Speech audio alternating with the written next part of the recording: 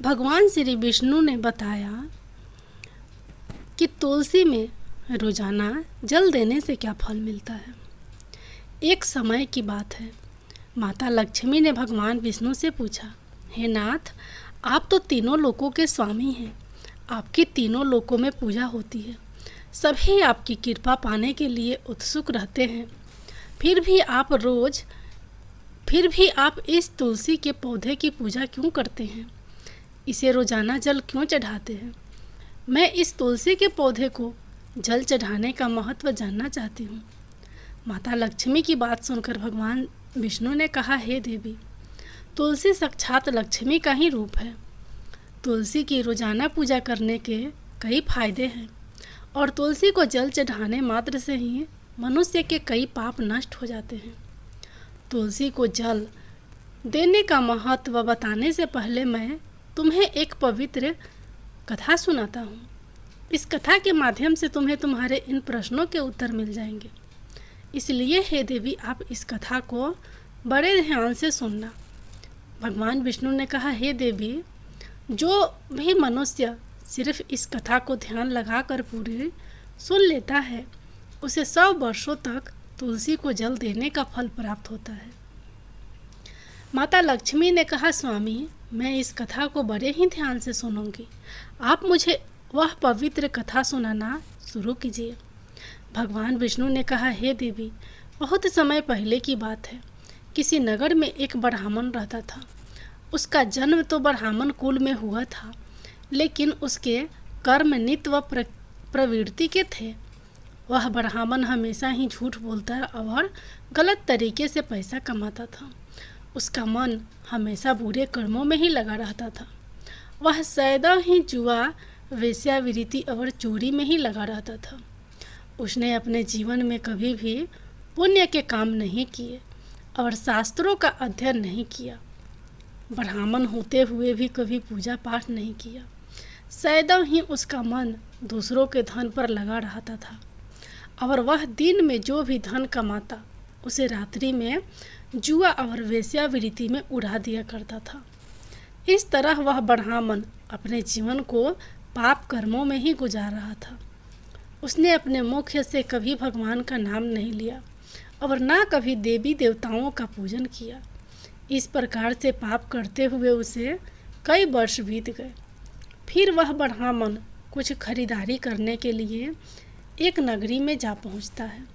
उस नगरी के पास में गंगा नदी बहती है और उस नदी में स्नान करने के लिए दूर दूर से लोग आया करते थे। फिर वह ब्राह्मण गंगा जी के किनारे एक आश्रम में ठहरता है। उस आश्रम में अनेक विद्वान ब्राह्मण प्रतिदिन पुराणों का पाठ तथा भगवान की भक्ति में लीन रहते थे। वह ब्राह्मण भी ढोंग करता हुआ वहीं पर उनके साथ रुक गया और उन ब्राह्मणों के साथ रहकर उसे भी भगवान का नाम लेने का अवसर मिल रहा था।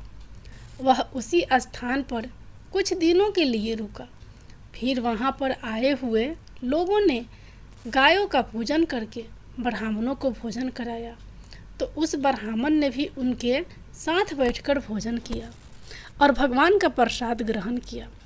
वहीं पर उस आश्रम में एक तुलसी का पौधा था। वह ब्राह्मण जाने अनजाने में उस तुलसी के पौधे में पानी डालता था। उसके मन में कोई विचार नहीं था कि वह क्या कर रहा है। वह प्रतिदिन सुबह उठकर बाल्टी में पानी लेकर तुलसी के पौधे में डालता था। यह उसका रोजाना का नियम बन गया था। फिर एक दिन की बात है, वह आश्रम में सोया हुआ था। तभी अचानक उसके पास एक काला सर्प आया और उस काले सर्प ने उसे नींद में ही डस लिया और थोड़ी ही देर में उस ब्राह्मण की नींद में ही मृत्यु हो गई।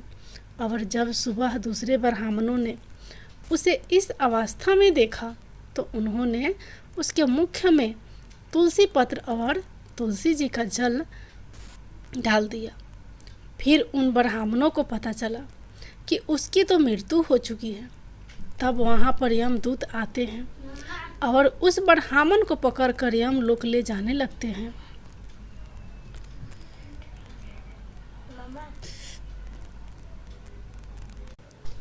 रास्ते में जाते हुए वह ब्राह्मण विलाप करने लगा और यमदूतों से कहने लगता है, हे यमदूतों, मुझे कहाँ ले जा रहे हो और मेरी मृत्यु किस कारण से हुई है।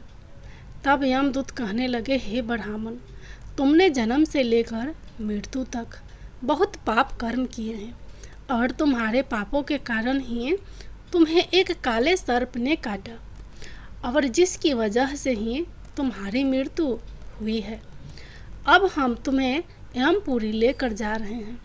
वहाँ पर यमराज तुम्हारे पाप कर्मों का लेखा जोखा देंगे और निश्चित ही तुम्हें घोर नरक में डालेंगे। फिर से वो ब्राह्मण फूट फूट कर रोने लगा और उन यमदूतों से माफ़ी मांगने लगा, किंतु यमदूतों को उस पर जरा सा भी दया नहीं आई और वे उसे मारते हुए यमलोक लेकर गए।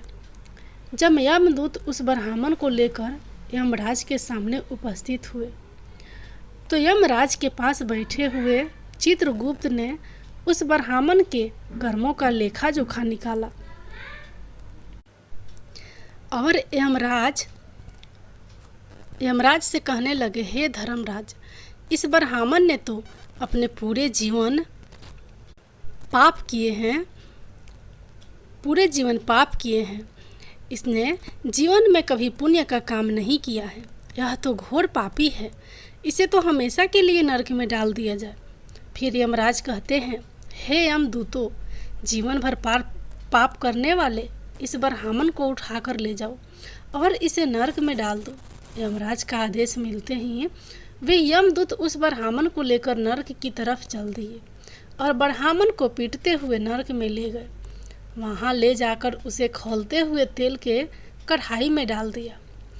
परंतु जैसे ही उस ब्राह्मण को खौलते हुए तेल की कढ़ाई में डाला तो वह एकदम से ठंडा और शीतल हो गया।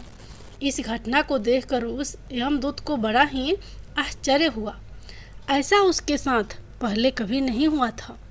उस यमदूत ने कितने ही पापियों को उस तेल की कढ़ाई में डाला था और वे सभी उस तेल में गिरकर छटपटाने लगते थे। लेकिन जैसे ही उस ब्राह्मण गरम तेल की कढ़ाई में गिरा तो वह तेल अचानक से शांत और शीतल हो गया।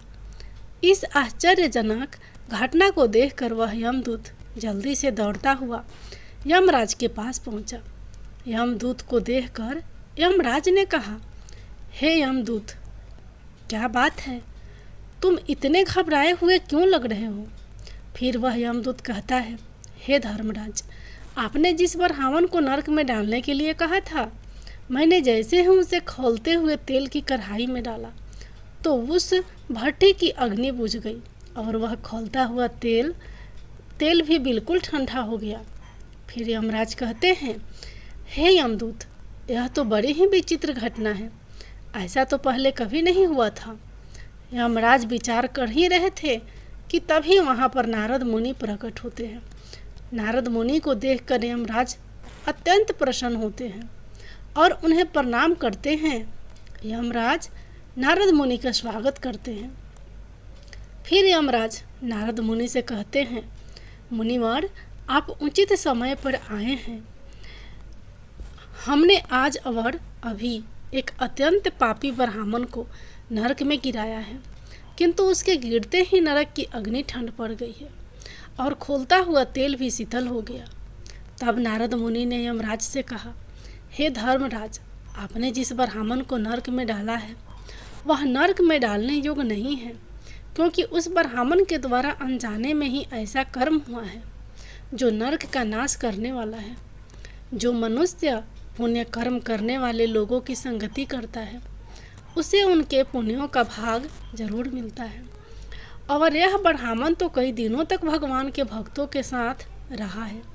इस ब्राह्मण ने आश्रम में रहते हुए रोजाना तुलसी में जल डाला है, इसलिए यह ब्राह्मण बड़ा पुण्यात्मा बन गया है और इसके सारे पाप नष्ट हो गए हैं। यह ब्राह्मण अब स्वर्ग लोक में जाने का अधिकारी बन गया है। इस ब्राह्मण ने अनजाने में ही इतना पुण्य कमाया है जो कई जन्मों तक मनुष्य को प्राप्त नहीं होता है। इसलिए हे धर्मराज, आप इस ब्राह्मण को नरक में न डालो और इसके पापों के लिए इसे केवल इतना दंड दो कि इसे सभी नरकों का दर्शन कराओ।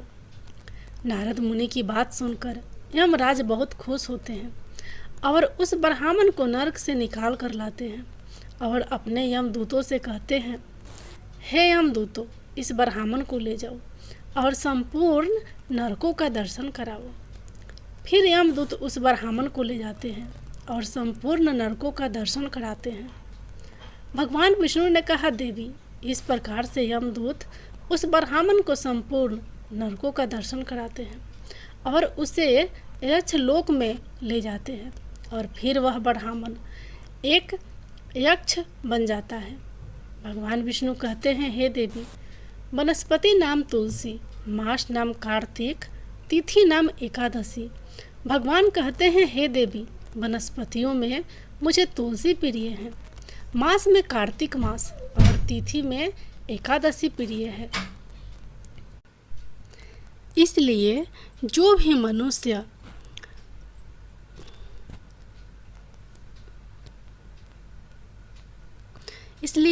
मनुष्य रोजाना तुलसी की पूजा पाठ करता है और तुलसी को जल देता है, वो मनुष्य मुझे सबसे अधिक प्रिय है। उस मनुष्य की कभी भी दुर्गति नहीं होती है और वह मनुष्य कभी नरक में नहीं गिरता है। जिन घरों में तुलसी का पौधा सदैव ही हरा भरा रहता है, उस घर में सुख शांति और समृद्धि बनी रहती है। भगवान विष्णु कहते हैं, हे देवी, मेरी पूजा में और मुझे चढ़ाए जाने वाले भोग में तुलसी के पत्र अवश्य होने चाहिए, क्योंकि तुलसी पत्र के बिना मैं किसी भी प्रकार का भोग स्वीकार नहीं करता हूँ। इसलिए प्रत्येक घर में तुलसी का पौधा अवश्य होना चाहिए। अगर आपके घर में तुलसी का पौधा है तो सुख शांति और समृद्धि के लिए तुलसी को चुनरी अवश्य चढ़ानी चाहिए। हमेशा ध्यान रखें कि तुलसी का पौधा चुनरी के बिना अधूरा होता है। तुलसी केवल एक पौधा ही नहीं, बल्कि वह एक देवी है, मेरी अर्थात विष्णु की पत्नी है। इसलिए तुलसी को चुनरी अवश्य ही चढ़ानी चाहिए, क्योंकि इससे पति पत्नी में प्रेम और विश्वास बढ़ता है। पति पत्नी का दाम्पत्य जीवन खुशहाल बना रहता है। घर में रहने वाली महिलाएं सदा सुहागिन और सौभाग्यशाली रहती हैं। तुलसी का विवाह भी अवश्य कराना चाहिए। इससे मनुष्य के सभी दुखों का अंत होता है और सांसारिक जीवन सुखमय बीतता है। भगवान विष्णु कहते हैं, हे देवी, तुलसी के पौधे के आसपास अपने मुख से अपशब्द नहीं बोलने चाहिए। तुलसी के नज़दीक भूल से भी जूते चप्पल अथवा झाड़ू पोछा नहीं रखना चाहिए, इसे पाप माना गया है। तुलसी के पौधे के पास जल से भरा हुआ बर्तन भी नहीं रखना चाहिए। तुलसी के पौधे के पास दीपक जलाने के बाद दीपक को वहाँ से हटा देना चाहिए, क्योंकि तुलसी के नीचे बुझा हुआ दीपक रखना अशुभ माना जाता है। जिस स्थान पर भी तुलसी का पौधा होता है, उस स्थान को हमेशा ही साफ स्वच्छ रखना चाहिए। इसलिए नियमित रूप से तुलसी के पौधे के पास साफ सफाई का ध्यान रखना चाहिए। तुलसी के पौधे में शिवलिंग और गणेश जी की प्रतिमा नहीं रखनी चाहिए। साथ ही तुलसी के गमले में अन्य किसी भी प्रकार का पौधा भी लगाना अशुभ होता है। तुलसी के पौधे के पास कपड़े भी नहीं सुखाने चाहिए, अन्यथा कपड़ों का गंदा पानी तुलसी के पौधे पर गिर सकता है। और हमेशा ध्यान रखना चाहिए कि तुलसी के पत्र को नाखून से नहीं तोड़ना चाहिए, इससे तुलसी का अपमान होता है। यदि तुलसी के पत्ते सूख कर गिर जाते हैं तो उन्हें कचरे में नहीं फेंकना चाहिए, क्योंकि वे पत्ते पैरों के नीचे आते हैं, जो अच्छा नहीं होता है। उन पत्तों को आप तुलसी की मिट्टी में ही दबा दें। भगवान विष्णु कहते हैं, हे देवी, रविवार के दिन तुलसी के पत्ते नहीं तोड़ने चाहिए और रविवार को तुलसी को जल भी नहीं चढ़ाना चाहिए। बाकी सब दिन तुलसी को सुबह स्नान से निवृत्त होकर जल देना चाहिए और शाम के समय एक दीपक जलाना चाहिए। भगवान विष्णु कहते हैं, हे देवी, अक्सर महिलाएं स्नान के बाद अपने बाल खुले रखकर ही तुलसी को जल देती हैं, परंतु ऐसा करना गलत होता है। महिलाओं को हमेशा ही अपने बाल बांधकर माथे पर सिंदूर लगाकर ही तुलसी के जल देना चाहिए। इससे तुलसी का आशीर्वाद प्राप्त होता है। घर में तुलसी का पौधा लगाते समय ध्यान रखें कि इसके लिए गंदी मिट्टी का उपयोग नहीं करें। साफ स्वच्छ मिट्टी का ही उपयोग करना चाहिए। इससे तुलसी माँ रूठ जाती हैं और सूखने लगती हैं। तुलसी का पौधा कभी भी गंदे स्थान पर नहीं रखना चाहिए, जैसे कि नाली अथवा बाथरूम के पास तुलसी के गमले को कभी नहीं रखना चाहिए, अन्यथा गंदा पानी तुलसी के पौधे में गिर सकता है, जो बहुत ही अशुभ माना गया है। घर में तुलसी का पौधा कभी सूखना नहीं चाहिए। शास्त्रों में ऐसी मान्यता है कि तुलसी का पौधा सूखना अकाल मृत्यु की सूचना देता है। घर में तुलसी का पौधा सूख जाए तो घर की सुख समृद्धि खत्म हो जाती है। सूखी हुई तुलसी में माँ लक्ष्मी का वास नहीं होता है।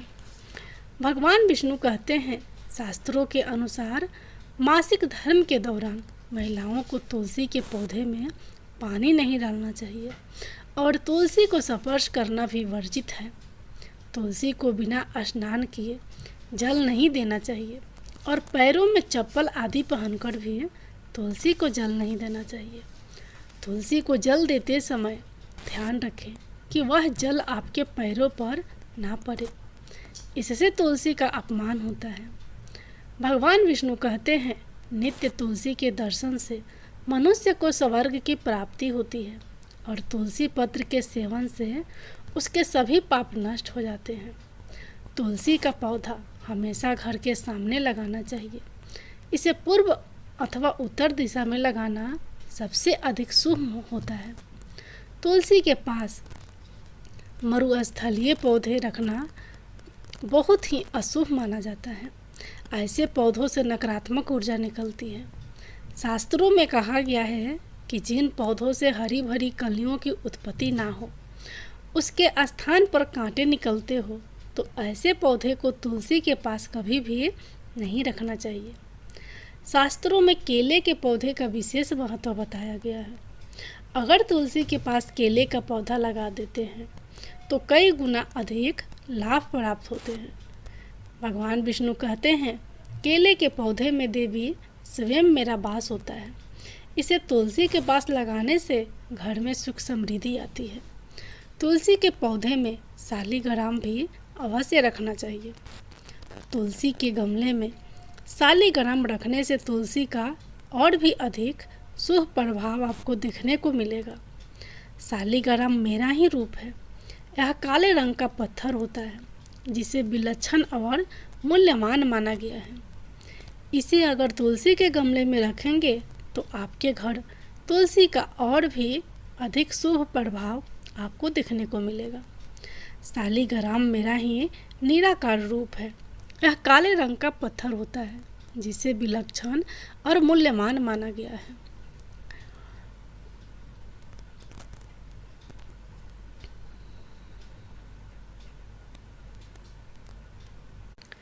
इसे अगर तुलसी के गमले में रखेंगे तो आपके घर से संपूर्ण नकारात्मक ऊर्जा नष्ट हो जाएगी। घर में केवल एक ही शालिग्राम की पूजा करनी चाहिए। भगवान विष्णु कहते हैं, देवी मेरी मूर्ति से कई गुना ज़्यादा उत्तम होता है शालिग्राम की पूजा करना। शालिग्राम को चंदन लगाकर उस पर एक तुलसी पत्र रखना चाहिए। प्रतिदिन शालिग्राम को पंचामृत से स्नान कराना चाहिए। ऐसा करने से मनुष्य के सभी जन्मों के पाप नष्ट हो जाते हैं। शालिग्राम सकारात्मक और सात्विकता का प्रतीक होता है। इस प्रकार भगवान विष्णु ने माता लक्ष्मी को तुलसी के पौधे को जल देने का महत्व बताया है और घर में तुलसी का पौधा लगाने के सभी नियम। तुलसी माता की जय हो। भगवान विष्णु